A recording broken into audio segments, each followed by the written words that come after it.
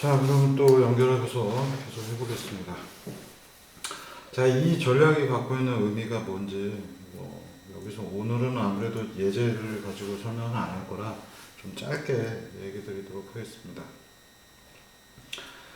자, 제가 앞서서도 얘기 드린 것처럼 이 룸바가 택한 전략은 굉장히 좀 우수한 생각입니다. 그러니까 제가 봤을 때 정말로 우수한, 여태까지 본 것 중에서 사실 제가 이제 스토캐스틱 관련된 부분을 이해할 때 이 룸바 쪽에 영향을 좀 많이 받았습니다. 그래서 우리가 보통 랜덤이라는 거를 잘 섞어 넣으면은, 랜덤이 조금 들어가면은 아까 보신 것처럼 이렇게 가다가 내가 가다 쿵, 여기 돌아서 쿵 이렇게 하고 싶은데, 뭔가 여기가 이렇게 가는 것들을 왼쪽으로 90도 또는 오른쪽으로 90도 뭐 랜덤하게 적절하게 잘 섞다 보면 어떨 때는 운이 좋아서 여기다가 잘 관통할 수도 있습니다. 거리를 아까 3으로 두기도 했지만 3이 아니라 어떨 때는 1로 해봤다가 5로도 했다가 10으로도 해봤다가 뭔가 랜덤한 요소들을 잘만 섞어 넣으면은 되게 그럴듯한 일들이 많이 벌어질 수도 있습니다. 하지만 랜덤을 잘못 섞어 넣으면은 앞서서 청소기 예제에서 지금 이제 없어진 업체니까 얘기해도 되겠습니다만, 랜덤 요소를 뭔가 그럴듯하게 또는 디터미니스틱하게 뭔가 그럴듯하게 잘못 섞어 넣으면 뭔가가 지금 보시면은 이게 동작이 어딘가 부자연스럽다라는 거 많이 보실 거고요. 헤딩 앵글 정확하게 알 수가 없다 보니까 삐뚤어져서 이렇게 또 90도 좌수법만 가지고 뭔가 하다 보면은 이렇게 엉망진창, 여기 구석은 들어가지도 못했잖아요. 이때 왜 네모로 청소기를 만들었는가 제가 질문을 했어요. 안 그래도 만들기 어려운데 여기 지금 껴가지고 엉망진창이죠.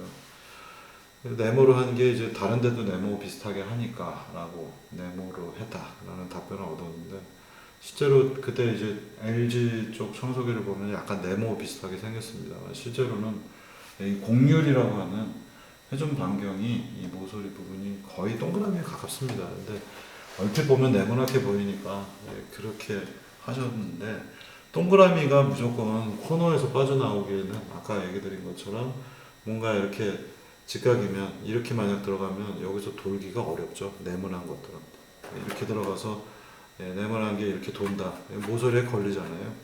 네모기로 네모나게 되어 있다는 것 자체가 뭔가가 많은 문제점을 만들 수밖에 없습니다. 그래서 이 청소기도 랜덤 요소를 되게 많이 섞어서 이럴 때는 이쪽으로 랜덤, 오른쪽 왼쪽도 랜덤하게 막 바뀌고 하는데, 전략이라는 것들이 랜덤을 잘못 쓰게 되면 엉망진창이에요. 지금 왜 그러냐면 스토캐스틱 세상이라는 것 자체가 약간 확률적인 것이지 브라우니안 운동처럼 완전히 화이트 노이즈가 들어가는 것들이 아닙니다.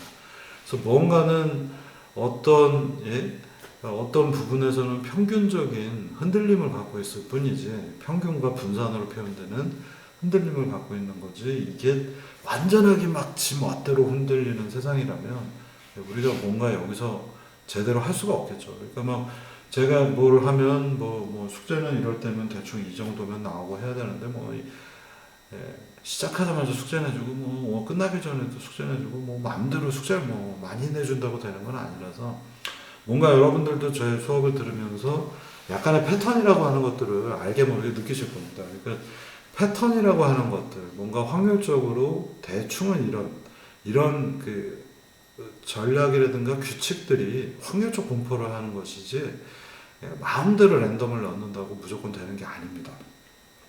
그래서 이 스토캐스틱 환경은 그럼에도 불구하고 확률적으로 흔들리는 요소가 있죠. 아까 보시면 왼쪽 바퀴, 오른쪽 바퀴는 0 주변에서 대략 확률적으로 작은 값들이 흔들리지만 분산에 의해서 커브가 이렇게 뾰족하게 나타날 수도 있고 이렇게 나타날 수도 있는 거고요. 그래서 이게 의미하는 바는 가운데 평균은 0이지만 큰 값도 나오긴 하는데 확률적으로는 낮은 거고, 이 경우에는 큰 값이 나오기도 하지만 확률적으로 꽤 높은 겁니다. 그래서 0 주변에 몰려있냐 되게 넓게 분포되어 있냐는 완전히 다른 요소이고요. 그래서 이런 스토캐스틱 세상에 완벽한 화이트 노이즈급의 랜덤을 넣어봐야 잘 될 리가 없습니다. 먼지 먼지가 이렇게 또는 뭐 세포가 막 또는 뭐 세균이 이렇게 돌아다니는 완벽한 랜덤은 의미가 없기 때문에 스토캐스틱이 흔들리고 있는데 흔들리는 거에 맞춰서 내가 살짝 흔들리는 거를 잘 넣어주면은 굉장히 좋은 결과물이 나타날 거고요. 그렇지 않고 엉망진창으로 랜덤을 넣으면 오히려 결과가 더 나빠집니다. 그래서 이 랜덤이라고 하는 요소들을 어떻게 잘 스토캐스틱, 정확하게 랜덤이 아니고 확률적인 문제죠.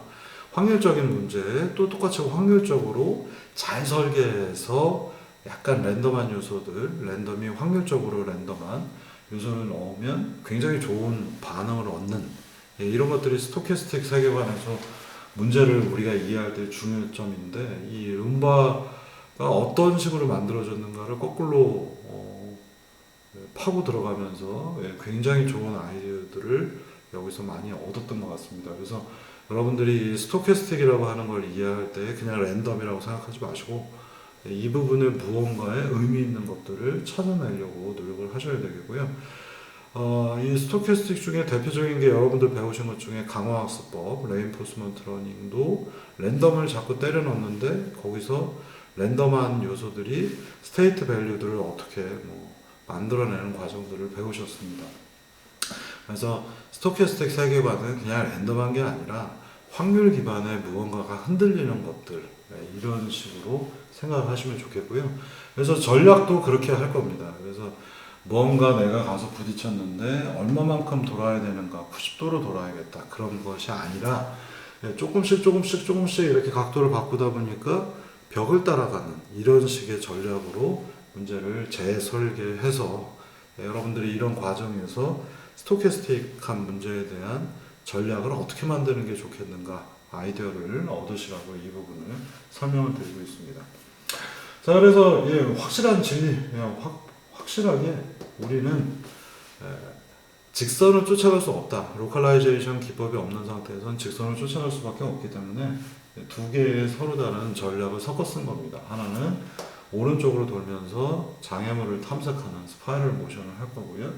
이게 무언가 공간을 찾는다라고 할 수도 있겠고, 거꾸로 얘기가 빈 공간을 찾거나 아니면 장애물을 찾거나 그런 의미로 보셔도 되겠고, 그 다음에 두 번째 전략은 이게 이제 오른쪽으로 도는 거는 장애물 또는 빈 공간을 찾아 들어가는 거고요. 왼쪽으로 도는 거는 무언가 오른쪽으로 돌면서 빈 공간이 더 이상 안 나오게 되면 왼쪽으로 돌면서 장애물을 회피하거나 벽을 쫓아가는 전략으로 적용을 한 겁니다. 그래서 이 첫 번째는 오른쪽 회전에 대한 얘기, 두 번째는 어떻게 하면 내가 벽을 잘 쫓아갈 건가, 벽을 타서 장애물을 잘 회피할 건가. 그래서 첫 번째는 이 부분에 대해서 얘기를 드리겠고요. 두 번째 오른쪽 돌기에 대한 부분들도 조금씩 얘기를 드리도록 하겠습니다. 자, 그래서 도대체 왜 이런 이상한 모션을 하는가를 수학적인 의미들을 가지고서 좀 찾아보도록 하겠습니다. 자, 먼저 직진으로 가는 게 안 되기 때문에 빈 공간 또는 장애물을 찾는 전략으로 나선형 모션을 하는 전략을 택합니다. 그러니까 오른쪽으로 돌기 모션을 하는 건데요. 디터미니스틱한 세계관에서는 레프트 라이트 값이 똑같으면 그대로 앞으로 가겠습니다. 우리가 인코더 써서 하는 모바일로 매니플레이터 같은 경우에는 충돌이 없기 때문에 가라 하면 가는 특정 값까지 컨트롤을 써서 갈 수 있는데, 모바일 로봇에서는 컨트롤을 쓰더라도 똑바로 갈 수가 없어서 이러한 전략을 씁니다. 이 전략을 잘 이해를 하셔야 되는데, 일단 왼쪽 거가 크면 오른쪽으로 무조건 돌리겠죠. 근데 이 왼쪽 거를 얼마만큼 어떻게 크게 할 것인가 라고 하는 부분에 초점을 맞춰주겠습니다. 우리가 속도를 결정을 할 때 여기에 X축은 랜덤 변수, 랜덤 베어리블로 오메가라고 얘기를 하겠습니다. 그래서 여기에 0이 있고요. 0 주변에 오메가를 주겠죠. 그럼 디터미니스틱하게는 오메가가 이쪽에다 두면 여기는 10 하면 디터미니스틱하게 10을 주는 건데요.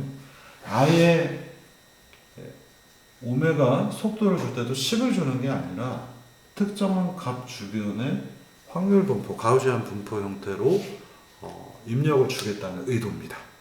네? 여러분들이 이게 여기가 만약에 평균값 10이면은 10 주변에서 내가 랜드 n을 써서 센트럴 리밋 시스템을 써서 이 부분에서 확률적으로 대략 평균은 12인데 어떨 때는 10이고 어떨 때는 9가 나갈 수도 있겠죠.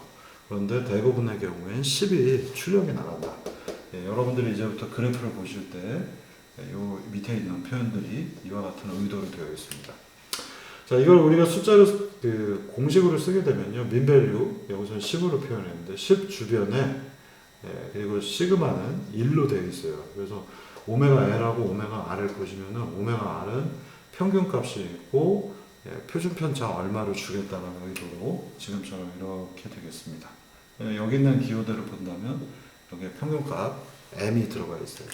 그래서 오메가 R은 이 중에 한 숫자를 골라서 오메가 R은 매 순간 뿌릴 거고요.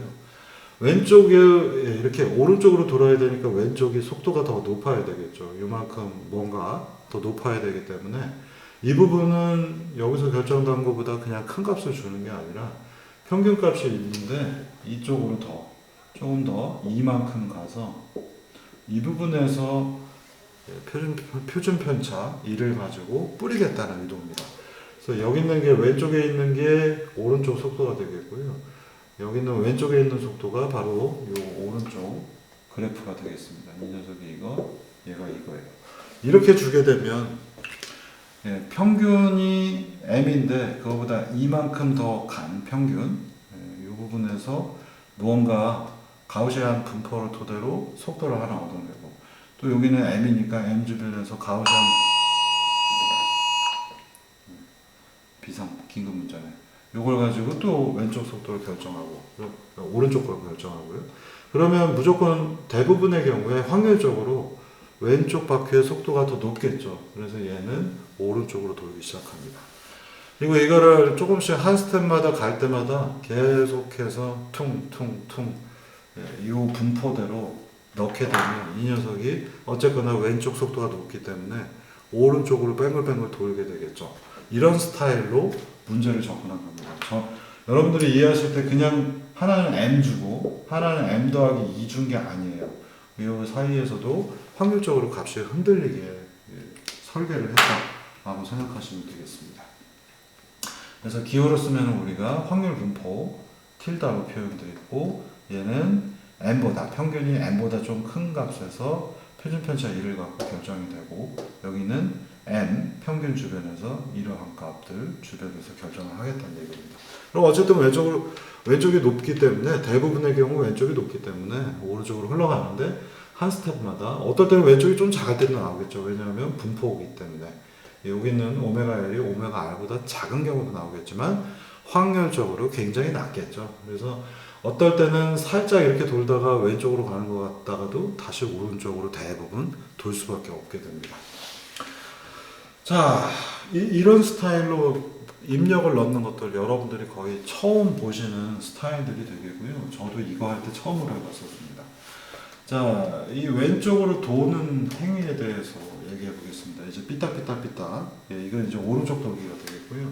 왼쪽으로 도는 것들이 거의 대부분 월 팔로잉을 합니다. 그러니까 여기 looking for라는 용어는 좀 어색하니까 왼쪽으로 돌 때 작은 공간을 찾기 위해서예요. 왼쪽으로 돌 만큼의 여유 있는 공간.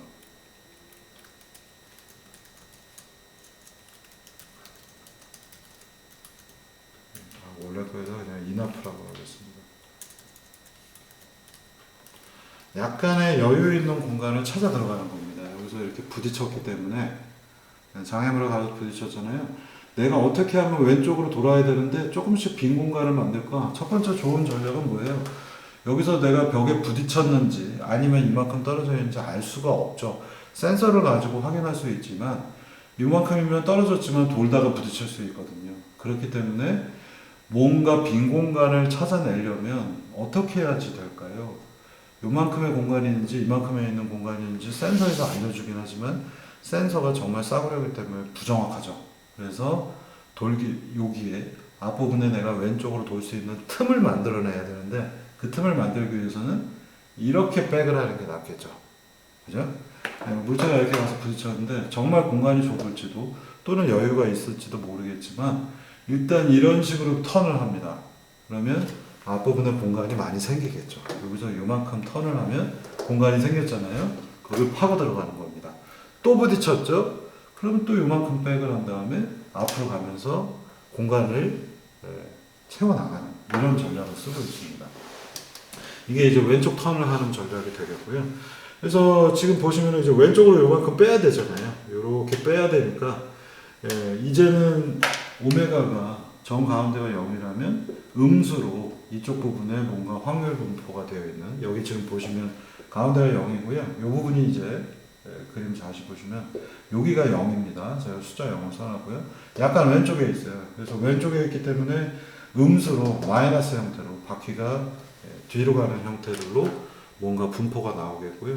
오른쪽 바퀴는 앞쪽으로 가야지, 얘는 앞으로 가고 왼쪽 바퀴는 뒤로 턴을 해야 이렇게 백이 되겠죠. 이렇게 돌면서. 또는 오른쪽 바퀴 쪽에도 아예 음수로 가서 두 개가 다 마이너스일 때, 예를 들면 여기 짝대기가 너무 많아서 헷갈리는데요. 이렇게 되어 있고 가운데가 0이면은 레프트는 무조건 음수가 나와야 되겠고요. 라이트는 어떨 때는 약간 앞으로 가도 되고 어떨 때는 완전히 뒤로 갔으면 좋겠어서 이 근처에다 이렇게 걸어 놓습니다. 그러면 얘는 0 주변 근처에서 어떨 때는 0보다 큰 게 나오고 어떨 때는 음수가 나올 수 있어서 이렇게 턴을 하는데 도움이 되는 방식이 되겠습니다. 자, 이 그래프가 되게 헷갈리기 때문에 제가 요 부분은 조금 수정을 해서 얘는 확실하게 음수여야 되죠. 이렇게 백을 해놓고요.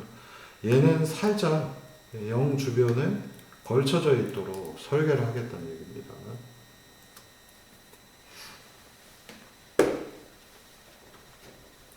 자, 그러면 대부분의 경우에 레프트는 음수니까 얘는 휙 이렇게 가겠고, 라이트는 어떨 때는 양수이고 어떨 때는 음수죠. 이렇게 얘가 둘 다 음수일 때는 이렇게 빠져나올 거고요. 라이트가 양수일 때는 이렇게 회전을 하겠죠. 레프트는 이렇게 돌려고 하고 라이트는 앞으로 가려고 하니까 쿵 다시 한번 박을 수도 있겠죠. 여기에서 양수가 되는 것들은 공간이 좁으면 라이트가 앞으로 가니까 이렇게 턴을 하면서 빠져나오죠. 이렇게 또 턴, 이렇게 턴. 그래서 요 숫자들이 랜덤한 요소들을 가지고서 뭔가 박으면 또는 이렇게 가서 박아도요, 이렇게 빠져나오거나 또는 이렇게 돌려고 하는 거고요. 요 두 가지가 랜덤하게 엮어집니다. 근데 뭔가 비틀어 가지고 빽했다 앞으로 갔다 빽했다 앞으로 갔다 빽했다 앞으로 가니까 왼쪽으로 턴을 하기가 좋겠죠. 우리 여러분들 주차 운전할 줄 아시는 분들은 앞에 공간이 좁으면 뭔가 왔다 갔다 왔다 갔다 왔다 갔다 한 번 빽하고 앞으로 갔다가 한 번 빽했다 앞으로 갔다. 아마 저는 이 알고리즘을 만든 양반이 주차하면서 알고리즘을 만들었을 것 같아요. 그래서 그걸 계속 반복하는 겁니다. 앞에 공간이 열리면 앞으로 가고요. 그 다음에 공간이 또 없으면 또 백을 했다가 앞으로 가고요. 이 방법을 계속하는 방법을 모두 원투 해가면서 반복하면 결국은 왼쪽으로 빠져나올 수가 있는 그런 전략이 되겠습니다. 잘 생각해 보시면요, 내가 얘하고 얼마만큼의 거리가 있는지 알 수가 없기 때문에 조금 백했다가 앞으로 갔다, 또 조금 백했다가 앞으로 갔다 하는 전략은 아주 벽에 붙어서 여기서 왔다 갔다 왔다 갔다 왔다 갔다 하니까 벽에 붙어서 탈출하기에 굉장히 유리한 좋은 전략 중에 하나입니다. 이게 슬램을 쓰고 있는 로컬라이제이션 하는 청소기들은 이런 걸 하지 않아요.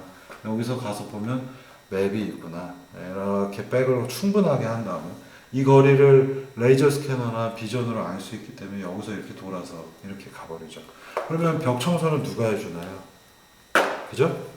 벽 청소를 하기가 어려운, 여기서 이 전략을 쓰게 되면 빠져나오기가 좋은데 위치 정보를 알고 있기 때문에 얘가 이렇게 턴을 한 다음에 이렇게 갑니다. 그래서 초기에 삼성 청소기들은 이 주변에 청소들을 하나도 하지 못했습니다. 벽 주변은 하나도 청소를 못하고 벽에 혹시 부딪힐까봐 아주 벽에서 멀리 떨어진 곳에서 자연스럽게 돌고 갑니다. 보기엔 좋은데, 우아하게 벽을 피해가는 건 좋은데 벽 주변에 청소가 하나도 되지 않기 때문에 이 청소기는 시장에서 사멸됐습니다. 나와서 지난번에도 얘기 드렸지만 2달인가 석 달 만에 가격이 30만 원이 떨어졌어요. 청소 성능이 안 좋았기 때문에. 그렇기 때문에 이 청소기라고 하는 관점에서 보면 싸구려 센서를 써서 이렇게 반복을 해서 빠져나오는 것 자체도 우수하거니와 청소를 이 부분을 뭔가 열심히 쓸고 닦는 거죠. 이런 느낌이 나니까 룸바가 청소기 시장에서 최강자의 위치를 무려 10년이 넘게 하고 있었고요.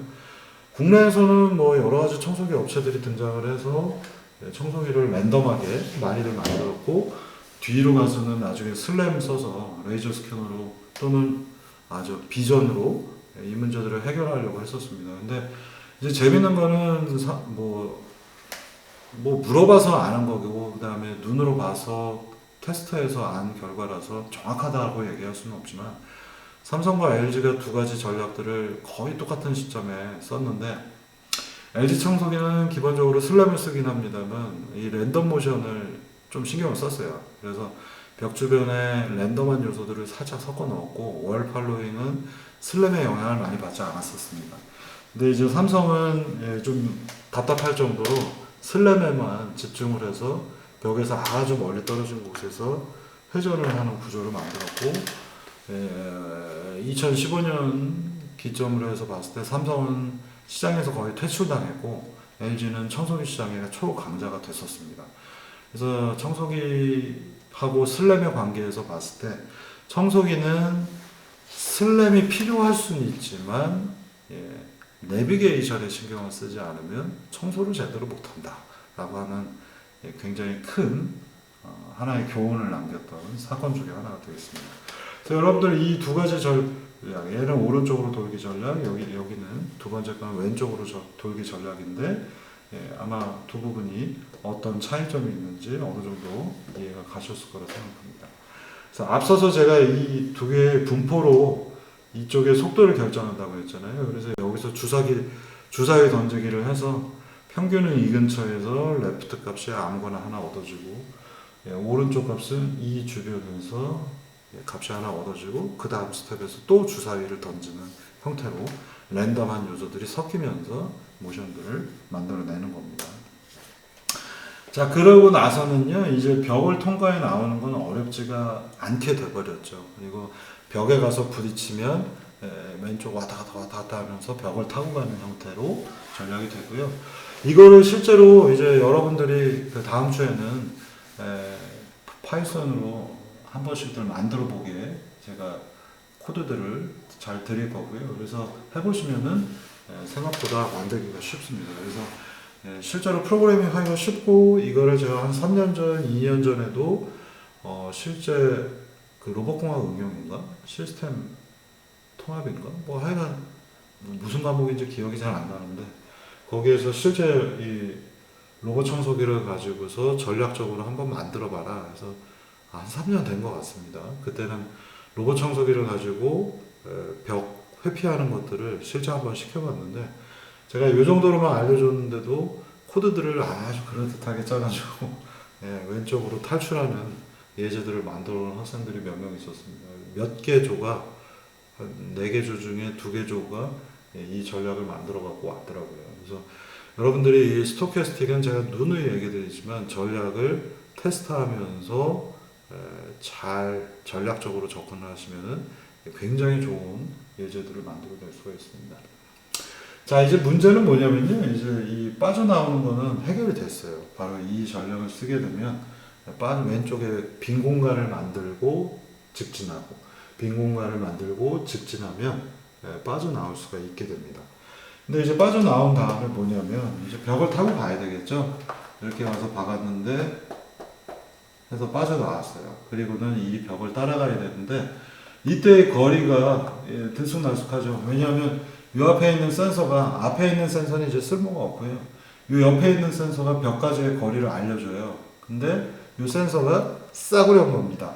이 거리가 들쑥날쑥해져요. 그래서 지금 보시면은 무언가 이런 근처에서 내가 센서가 흐르더라도 이 사이로 이렇게 흘러나와야 될 것 같은데, 앞으로 그냥 가거나 뭐 삐뚤어 가거나 이럴 때는 큰 문제가 없습니다만, 벽 주변을 이렇게 흘러서 나올 때에는 뭔가 너무 여기서 이렇게 간격을 유지했으면 좋겠는데 지금 보시면 제가 일부러 이렇게 흔들흔들 그리고 있죠. 왜냐면 이게 가까워지게 돼서 살짝 부딪히면은 얘는 또 뭐가 되겠어요? 장애물이라고 판단해서 뒤로 뺐다가 앞으로 가겠죠. 근데 삐뚤어 가서 쿵 하고 부딪히면 이렇게 갔다 이렇게 갑니다. 그래서 이 간격을 되게 조절을 잘못하게 되면요, 얘가 쿵 부딪혀서 빠져나온 다음에 앞으로 가다 쿵 또, 그럼 또 이렇게 했다 또 앞으로 가죠. 쿵 또. 이걸 계속하면은 보는 사람 입장에서도 되게 짜증이 납니다. 그래서 요 간격에 부딪히지 않게 요 간격을 잘 유지하는 것들이 필요한데, 이 마진으로 어떻게 이 부분을 만들까? 예, 고민했던 부분에 대해서도 뒤쪽에서 다시 한번 좀 얘기를 드리겠습니다. 왜냐면은 이제 요 폭이 센서가 불확실하기 때문에 이 센서 값들을 가지고 조절하기 위해서 뒤에 페이지에서 두 페이지 뒤에서 제가 다시 한번 얘기를 드리겠고요. 그래서 사실 이 전략이 있으면 이제 끝난 거예요. 사실 오른쪽으로 돌 때 오른쪽 센서가 여기 지금 오른쪽 센서가 거리를 알려줄 거 아니에요. 지금 만약에 이게 빈 공간이고 여기에 이렇게 센서가 3개의 값을 알고 있으면 여기 센서가 아무것도 없어요. 여기 벽이 없다는 얘기죠. 네? 최소한의 벽이 있냐 없냐 정도는 싸구려 센서도 알 수 있습니다. 그러면 이 상태에서 앞에도 장애물이 없고 내가 볼 수 있는 거리는 요만큼밖에 안 되는데 앞에도 장애물이 없고 왼쪽도 없고 오른쪽도 없으면 어떻게 하냐, 스파이럴 모션을 하는 거죠. 스파이럴 모션을 하다가 부딪힙니다. 부딪히면 센서 가지고서 거리가 가깝기 때문에 부딪혔다는 것만 알 수 있죠. 어느 방향으로 부딪혔는지 모릅니다. 그러면 아까 얘기 드린 대로 이쪽으로 턴, 앞으로 갔다가 또 부딪혔기 때문에 이렇게 턴하고 또 앞으로 가서 또 한 번 뒤로 갔다가 앞으로 가면 벽을 근처에서 빠져나가기 시작을 하죠. 벽을 빠져나가서 가는데 거리가 너무 멀어지면, 이렇게 멀어지면요, 그러면 약간 틀어서 다시 벽 쪽으로 가고, 거리가 너무 가까워지면 또 살짝 왼쪽으로 턴을 하고요. 또 너무 멀어지면 이러면 이렇게 딴 데로 가잖아요. 너무 멀어지면 다시 오른쪽 하면서 출렁출렁 하면서 벽을 따라가는 겁니다. 이런 기법들을 예제에서 제가 뒤에 봤던 동영상에서 이런 기법들을 적용을 했고요. 자, 그러면 이제 조금 더 이 부분을 보겠습니다. 뭔가 서큘러 모션과 스파이럴 모션, 이 두 가지를 비교를 해서 얘기를 드릴 텐데요. 앞서서 얘기 드린 거 보면 레프트가 무언가 확률적으로 이쪽이 오른쪽보다 높을 가능성이 많죠. 그리고 오른쪽은 왼쪽보다 확률적으로 값이 낮은 상태에 있어요. 이렇게 모델링을 했기 때문에 이거 오메가로 바꿔야겠네.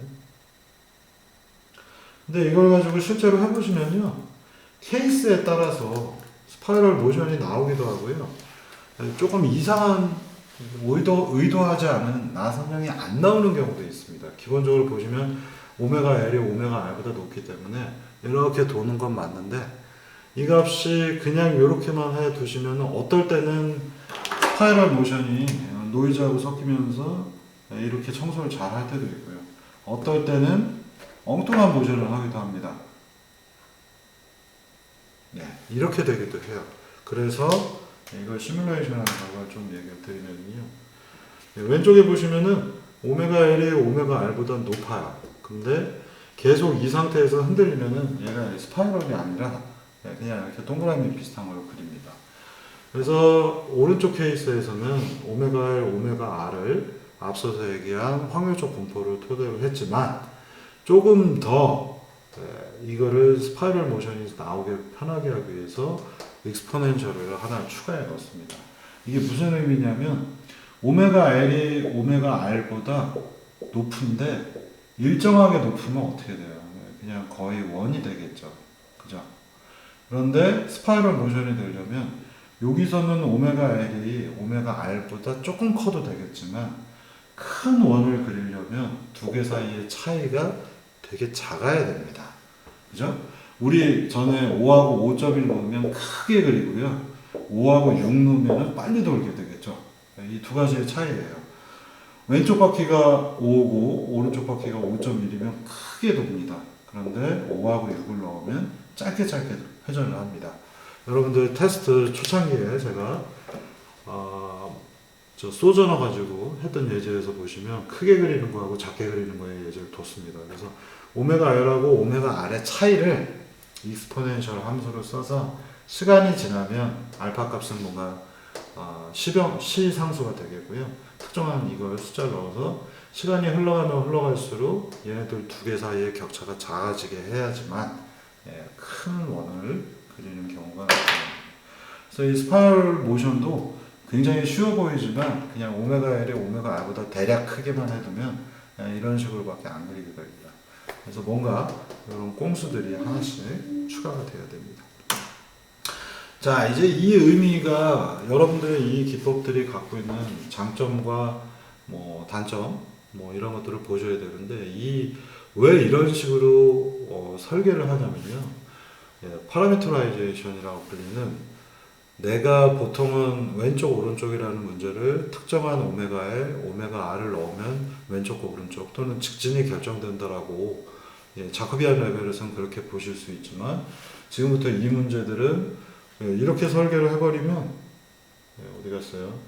옵셋 뭔가 2라고 제가 표현했던 이 숫자를 바꾸게 되면 두 개 사이의 격차가 클 것이고요. 요 녀석의 크기를 작게 하면 두 개 사이의 격차가 작아지기 때문에 큰 걸 그리겠죠. 우리는 이제부터 오메가 L, 오메가 R의 민밸류나 시그마가 별로 중요하지 않습니다.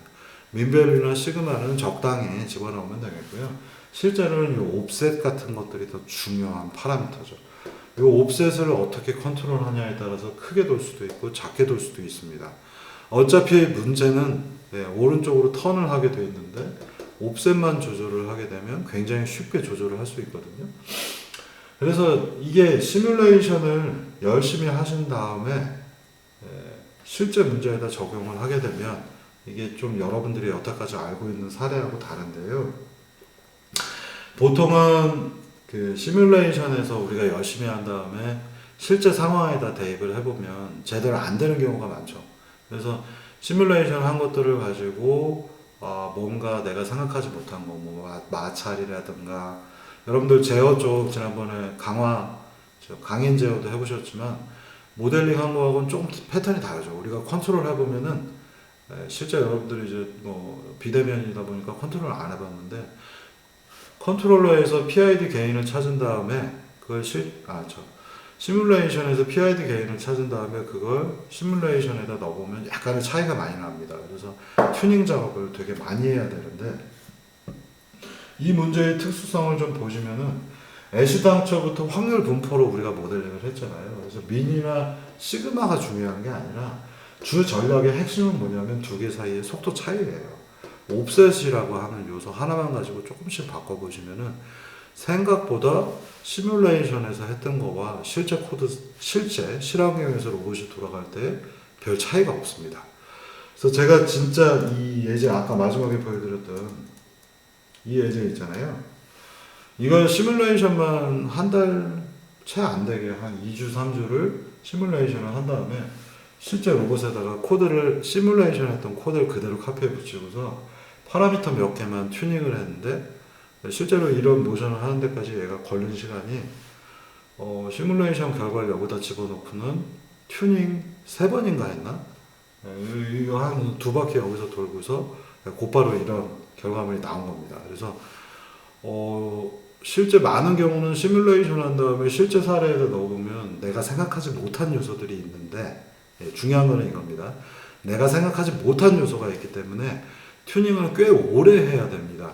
그런데 이 문제는 애시당초부터 스토캐스틱하다라고 결정을 하고 똑바로 가지 못한다고 결정을 하고 모든 게 확률적으로 결정이 되게 만들어서 시뮬레이션을 한 다음에 여기 적용을 했기 때문에 애시당초부터 흔들리는 요소들이 충분히 들어가 있어서 실제 튜닝할 때 튜닝 시간이 굉장히 짧습니다. 그래서 이걸 제가 시뮬레이터 가지고 여기 있는 이 시뮬레이터를 가지고서 코드를 비주얼C에서 모델링 한 다음에 저 코드를 여기에다가 레즈베리 파이 위에다가 탑재해 가지고 적용을 했는데 그냥 그대로 거의 돌아가고 파라미터 2개인가 3개만 살짝 바꿔봤습니다. 그래서 튜닝하기가 원래부터 스토캐스틱한 형태로 모델링이 되어 있기 때문에 굉장히 편합니다. 그게 하나의 큰 장점 중에 하나입니다. 그래서 그래서 여러분들이 그런 부분 알아두셔야 되겠고요. 그래서 파라미터라이제이션 하면서 보면은 뭐 익스포넨셜에서 여기 시상수 정도 아니면 여기에 곱하는 것들의 뭐 개인 값들에 해당하겠죠. 여기에 뭔가 곱해지는 요소에다가 살짝 뭐 이 정도 요소들만 가지고 튜닝을 해서 이 문제들을 적용을 했었습니다. 그래서 이 파라미터라이제이션이 애시당초부터 확률 형태로 되어 있기 때문에 뭐 옵셋이라든가 여기에 시상수 이런 거 몇 개만 조절하시면은 잘 돌아가기 때문에 앞서서도 제가 얘기 드렸지만 왼쪽으로 빠져나가기 전략 같은 거 여러분들이 해보시면 생각보다 굉장히 빠르게 잘 됩니다. 그래서 이 전략의 우수성이 바로 이런 데서 나타나는 건데요. 그러니까 문제 전체를 앞서서 아까 제가 로봇이 왼쪽으로 빠져나가는 거를 어디 갔어? C로 4에서 보여드린 것처럼 얘는 디터미니스틱하게 90도 회전해서 빠져나가면 돼 라고 하면 더럽게 못 빠져나갑니다. 여러분들 아마 해보시면은 아이씨 되다 안 되다 하고요. 이렇게 껴버리기도 하는데 애시당초부터 스토캐스틱 전략으로 문제를 봤기 때문에 해보시면은 굉장히 빠른 시간에 좋은 결과를 얻으실 수가 있습니다. 자, 그러면 이제 적당히 마무리를 해보도록 하겠습니다. 아까 월 팔로잉 하는 사례도 한번 얘기를 드렸었는데요. 그래서 지금 보시면 로봇이 헤딩 앵글이 이게 이제 앞부분입니다. 그래서 지금 보시면 약간 삐딱하게 로봇은 실제로 이쪽 방향을 향하고 있잖아요. 이렇게 가서 부딪히게 하지 않고요. 맨 처음에 시작하면은 이 주변에 세 개의 센서 주변에 아무것도 없기 때문에 얘가 이제 스파이럴 모션 오른쪽으로 돌기를 시작을 하죠. 그래서 오른쪽으로 돌기를 하다가 이렇게 가서 꿍 하고 부딪힙니다. 그래서 헤딩 앵글은 실제로 이게 헤딩 앵글이 되겠죠. 세타. 이렇게 가서 부딪혔는데 여기서 오른쪽에 더 가깝게 회전을 하는 게 아니라 자, 얘가 이제 빠져나오는 과정입니다. 얘가 이렇게 들어갔든 어떤 각도로 들어갔든 간에 얘는 실제로 여기 부딪힐 때는 이렇게 턴을 하면서 부딪혔을 텐데 들어가면서 부딪히는 각도는 신경 쓰지 않고요. 얘가 왼쪽으로 빠져나오기 전략인데 그냥 회전을 하게 되면 여기 두 개가 밀착이 되어 있는 경우엔 회전이 잘 되지 않습니다. 그냥 회전하는 전략을 쓰지 않고요. 어떻게 빠져나오냐면 아까 얘기드린 대로 살짝 오른쪽으로 돌면서 그러니까 오른쪽이라기보다는 역시 왼쪽으로 돌고 있죠. 이렇게 단지 후진을 할 뿐이죠. 후진을 왼쪽으로 하면서 빠져나오면 앞부분에 거리가 생겼죠. 빠져나오는 과정에서 이 앞부분에 요만큼밖에 거리가 안 되는데 이렇게 여기로 회전해서 빠져나오면 이만큼의 거리, 센서 3개가 봤을 때 전방만 보더라도 센서 거리가 벌어졌기 때문에 다시 얘는 이 상태에서 앞으로 가려고 할 겁니다. 그래서 앞으로 또 이걸 이렇게 여기 있는 것처럼 이렇게 회전을 해서 들어가게 되면 아까랑 똑같이 또 박을 거 아니에요. 그래서 여기서 직진을 하셔도 좋고 여기에 오른쪽으로 살짝 꺾는 각도를 아까는 많이 꺾었는데 여기서는 조금만 꺾으면서 들어가셔도 좋습니다. 그러니까 무슨 얘기냐면 이렇게 가서 박았는데 살짝 빠져나오고요. 이 빠져나오는 곡률과만 다르게 약간 돌면서 들어가셔도 좋아요. 그리고 또 부딪히니까 또 이렇게 나오고 약간 들어가면서 부딪히면 약간 직진을 해도 좋겠지만 약간 돌면서 들어가면 살짝 쿵 살짝 쿵 살짝 쿵 그래서 빠져나오기가 벽에 조금 더 잘 붙어서 빠져나오기가 좋습니다. 그래서 다시 앞으로 갈 때도 그냥 직진해도 좋겠지만 약간은 오른쪽으로 꺾이는 형태로 앞으로 가게 되면 빠져나오는데 조금 더 수월하기도 합니다. 그래서 이런 요소들은 여러분들이 나중에 다음 주에 제가 예제들 가지고 숙제 내서 한번 해보도록 하겠습니다. 자, 그리고는 이제 벽을 쫓아 들어가는 건데 앞서 얘기 드린 대로 센서가 3개가 있었잖아요. 이 센서는 사실 없어도 돼요. 센서 2개만 있어도 되고요. 여기 요새 5개씩 이렇게 붙여놨는데 사실 이거 없어도 됩니다. 그래서 전방 센서 하나랑 오른쪽 센서 하나예요. 이 센서가 여기 옆에 있으면은 나쁠 건 없어요. 바로 옆에 벽과의 거리를 판단하는 요소로 조금 더 복잡하게 할 수도 있고요. 룸바의 경우에 보면 이게 없어요. 그래서 센서 앞에 3개밖에 없습니다. 그래서 3개만 있으면 되겠고 이 센서는 옆에를 보는 게 아니라 앞쪽을 봐야 나중에 오른쪽 돌기 스파이럴 모션 할 때도 도움이 돼서 이렇게 센서가 있고요. 요 거리를 이제 주로 보고 벽에서 얼마만큼 떨어졌는가. 여기서 오른쪽 센서를 가지고 너무 가까우면 이렇게 가고 또 너무 멀어지면 또 이쪽으로 가고. 그러니까 되게 역설적이죠. 너무 멀면 벽에 붙으려고 하고 또 벽에 너무 가까우면 반대로 가려고 하고 이 두 가지가 섞여가지고 움직임을 해보면은 이제 재밌는 모션들이 나타납니다. 그래서 간단하게는 이 기능을 적당히 튜닝을 해서 보시면은 이런 식으로 벽을 쫓아 들어가는 예제들이 나왔고요. 방금 전 얘기 드린 것처럼 조금 더 섬세한 전략들을 여기 투입을 하게 되면요.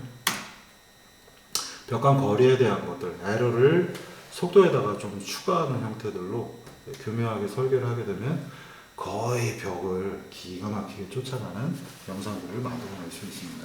이 녀석의 경우에는 여기서 벽에서 살짝 이탈했고요. 벽에서 이탈하는 사례들이 있어요. 이게 벽 간 거리에 대한 규칙을 단순하게 너무 멀면 오른쪽으로 가고 오른쪽으로 턴을 하고 너무 가까우면 왼쪽으로만 하게 되면 이런 지금과 같은 예제가 나고요. 그 다음에는 뭔가 오른쪽 거리에 대한 것들을 수식화해서 컨트롤러처럼 조금 정교하게 지금 에러 곱하기 K이기 때문에 P 컨트롤 비슷하게 넣었죠. 이렇게 해서 넣게 되면 똑같은 방식임에도 불구하고 이 수식 하나 때문에 벽을 거의 근사하게 쫓아 들어가는 장면을 보실 수 있습니다. 그래서 이 더블 스레시홀드 방식으로 이 문제를 풀었는데 이 부분도 기회가 되면 뭐 이렇게 푸셔도 좋고 이거는 다음 주에 혹시 시간이 되면 이 부분도 설명을 드리도록 하겠습니다. 그래서 이렇게 떨어지는 것보다 없이 벽을 나이스하게 쫓아 들어가게 만드는 사례로 기억을 하시면 되겠습니다. 자, 그래서 이 더블 스레시홀드 같은 경우에는 여기 제가 전략적으로 방금 전랑 거의 비슷하기 때문에 이 부분은 따로 지금은 설명을 드리지 않겠고요. 우리가 이 거리를 정확하게 보면서 자코비안에다가 섞어가지고 풀 수도 있는데요. 그렇게 되면 생각보다 되게 복잡한 방법인데 하려면 할 수는 있어요. 근데 뭐가 문제냐면 센서 자체가 거리에 대한 정보를 정확하게 못 주기 때문에 실제로 해보시면은 많이 출렁거리면서 움직입니다. 그래서 아주 싸구려 방법으로 가까우면 빼고 너무 멀면 또 이쪽으로 가고 근데 이 두 가지가 서로 부딪힐 수 있기 때문에 이거를 P 컨트롤 형태로 에러에다가 K값 곱해서 적당한 선으로 흔들어 주면요. 이 사이를 정확하게 직선으로 쫓아가는 것처럼 보일 수도 있어요. 근데 이때는 센서가 굉장히 정확해야 되고 센서에 노이즈가 있거나 또는 여러분들이 보셔야 되는 건 이 벽이 똑같지가 않습니다. 이 벽이 어디에는 나무 재질이고 어디에는 종이 재질이면 반사율이 달라져요. 그래서 초음파 같은 경우에는 그래도 괜찮은데 초음파도 매질이 달라지면은 센서에 노이즈가 끼고요. 적외선 센서 같은 걸 쓸 때에는 이 벽이 어디는 반사율이 높고 어디는 흡수율이 높고 그러면은 거리를 정확하게 알 수가 없습니다. 그래서 이게 이 아이디어의 모든 것들은 진짜 싸구려 센서를 썼을 때 하는 거기 때문에 이 사이가 거의 직선처럼 보이지만 멀어지면 컨트롤러로 천천히 따라 들어가게 하고 그 다음에 너무 가까우면 훅 하고 빠져나갑니다. 이 더블 스레시홀드의 전략이 거의 그런데요. 이걸 굉장히 정교하게 이렇게 가야 될 필요가 없고 센서도 어차피 부정확하기 때문에 가까워서 혹시라도 부딪히면 또 이 짓을 하겠죠. 이러면서 빠져나오는데 보기가 좋지 않기 때문에 P 컨트롤 형태들로 빠져나오는 전략을 사용했던 겁니다. 그래서 마지막 데모 보시면요. 이게 워낙에 지금 싸구려 센서인데다가 여기가 지금 알루미늄 프로파일인데 일부러 테이프를 붙였습니다. 그래서 적외선이 많이 튀기 때문에 여기는 지금 테이프 붙여놨고요. 요새는 초음파를 많이 쓰기 때문에 이거보다는 좀 더 가격이 좀 됩니다. 그래서 지금 보시면 벽 따라가는 거를 한번 눈여겨서 보시면 좋을 것 같고요. 벽에 자주 충돌하지 않게 하려고 노력을 한 거예요. 그래서 지금 보시면 너무 가까우면 살짝 왼쪽으로 트는 게 이따 올 때 아마 좀 더 잘 보이실 것 같습니다. 그래서 이런 청소기 하나가 그냥 적당히 랜덤으로 해서 부딪히면 왼쪽으로 가지, 그렇게 생각을 하시면은 앞서서 보여드렸던 1번부터 4번 예제까지 보시면은 벽에 껴버리는 현상이 있기 때문에 실제 사례에서 굉장히 어렵습니다. 그래서 벽 따라올 때 보면 살짝 벌어졌다가 안쪽으로 파고들었다가요. 또 너무 가까운 것 같으니까 갔다가 안쪽으로 들어갈 때는 조금 천천히 따라 들어가는 형태들로 설계되어 있어서 정말 싸구려 센서 100원짜리 가지고서 그럴듯하게 나왔습니다. 지금 보시면 너무 가까워서 얘가 갑자기 훅 하고 틀죠. 그러니까 벽 쪽으로 갈 때는 좀 천천히 다가가요. 왜냐하면 시간적 여유가 있기 때문에. 근데 벽하고 가까워지면 조금 있다 쿵 하고 부딪히면 또 왔다 갔다 하면서 나와야 되기 때문에 벽에 가까워지는 건 휙 하고 나오고 멀어진 거는 천천히 따라 들어가는 두 가지의 다른 스타일의 전략이 투입됐습니다. 지금 보시면 밀어가지고 청소기가 자꾸 앞쪽으로 들어가서 세 번째 바퀴 돌 때는 아예 들어가지 못하는 그런 경우를 보실 수 있어요. 실제로 이 환경이 청소기의 경우에는 청소기가 자꾸 밀기 때문에 환경이 자꾸 변해요. 그래서 이걸 맵을 그려놨다 하더라도 여기 있는 삼성 청소기를 툭툭 쳐가지고 맵이 바뀌면 이 영역은 이제 들어갈 수 없는 공간이 되기 때문에 청소기는 이래저래 굉장히 어렵습니다. 그래서 많은 경우에 이 랜덤 방식처럼 보이는 스파이럴 모션을 하는 룸바의 이 모션에 대해서 이해를 못했을 때는 그냥 대충 랜덤이야, 청소기는 랜덤이야 라고 생각하는데 굉장히 교활한 방법이고요. 아주 우수한 전략 중에 하나입니다. 그래서 뒷페이지 마지막, 이 챕터의 마지막인데요.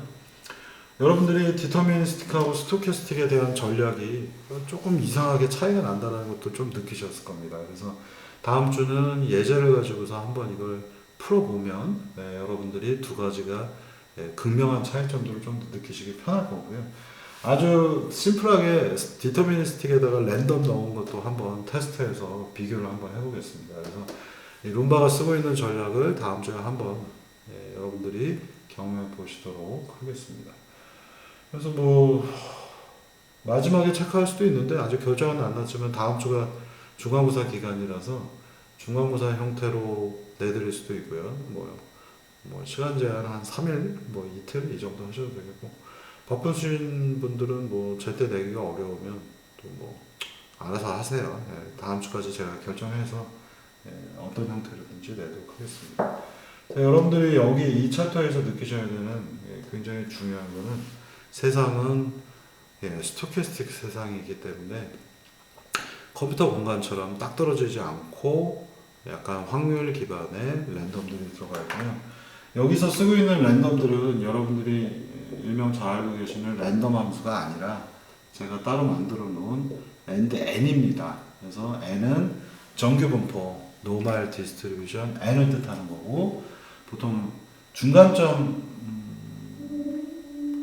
뭐라고 그러나 한국말로 뭔지 모르겠는데 센트럴 리미트 스요렘이라고 불리는, 여러분들이 고등학교 때 배웠어요. 이것도 고등학교 때 나오더라고요. 저희 집에 물어봐서 답변을 해줬는데, 뭔가 평균이 있는데 평균값 주변에 샘플을 여러 개 뿌립니다. 그래서 내가 M이라고 뭔가 특정한 범주 안에서 뭔가 데이터를 랜덤하게 뿌리면 쉽게는 그냥 위에서 물방울이 떨어지면 이렇게 쌓일 거 아니에요.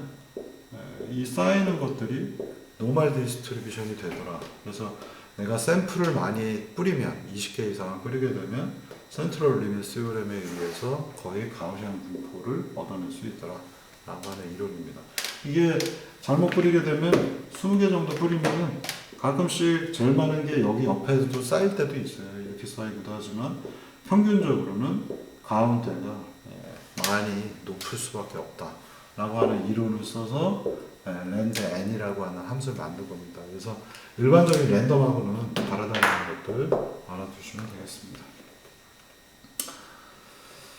자, 그러면 아까 하나 얘기할 게 생각이 났었는데 뭔지 까먹었어요. 아까 이거 보면서 제가 뭐 하나 얘기하려고 그랬는데, 그냥 뭐 다음 주에 생각나면 다음 주에 또 얘기해 드리도록 하겠습니다. 뭐 이제는 다음 주는 중간고사 기간이라 이걸 가지고 뭔가 빠져나오는 예절 해볼 거고요. 그리고 나서는 진짜로 여태까지도 이제 대부분 다 여러분들의 흥미를 돋보기 위한 여러 가지 예제들로 되어 있었다면 이제 다음 주부터 본격적인 그 확률편으로 들어갑니다. 그래서 저 중간고사 기간 지나가고요.